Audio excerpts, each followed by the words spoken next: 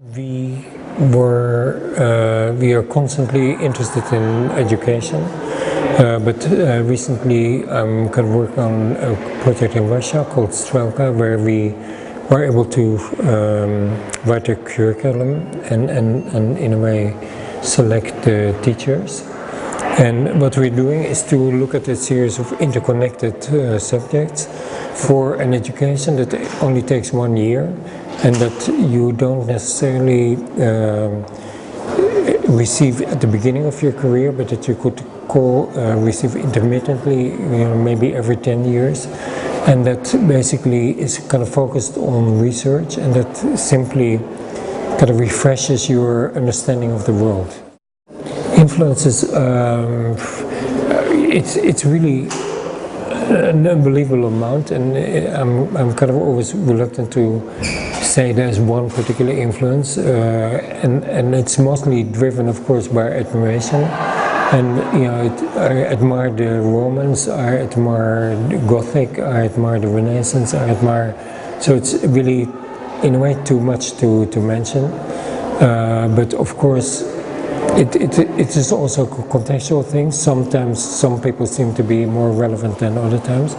So kind of recently it's been a metabolist, but as a kind of constant I would say that the work of Mies van der Rohe really interests me. Initially very much Ivan Leonidov, the Russian architect, but now also people that kind of would probably be surprised to hear it, kind of like the Smithsons, Sadek Price, many English people that when I was in school I thought kind of not so, but in retrospect I also kind of really like a lot. We were really kind of totally in shock when we discovered that there's an enormous amount of Chinese students that go abroad. Half go to America, half go to China. But there's a very small percentage of Europeans that actually study outside Europe. The vast majority goes to America, then Australia, and a tiny kind of minority goes to China. And that for me was a kind of really shocking lack of curiosity, lack of ambition, lack of imagination.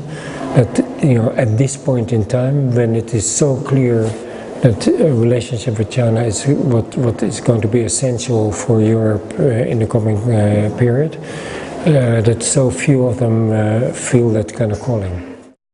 I think that a lot of our work is actually kind of, I don't want to say it's like cabaret or like a kind of stand-up comedy, but there are many.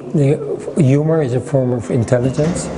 And a form of acutely seeing things in a kind of relative situation, and that is an essential driving force. And I'm kind of very sad that kind of in general the discourse of architecture is entirely without humor, and therefore that part of it seems not on the radar, but it's a very driving force for what we're doing.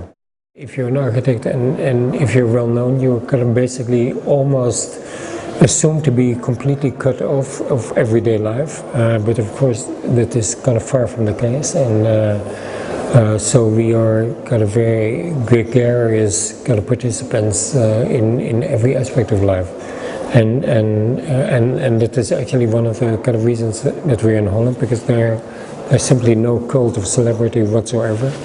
And we can be actually totally anonymous there, and so and I would say that's the kind of mentality of the office as a whole.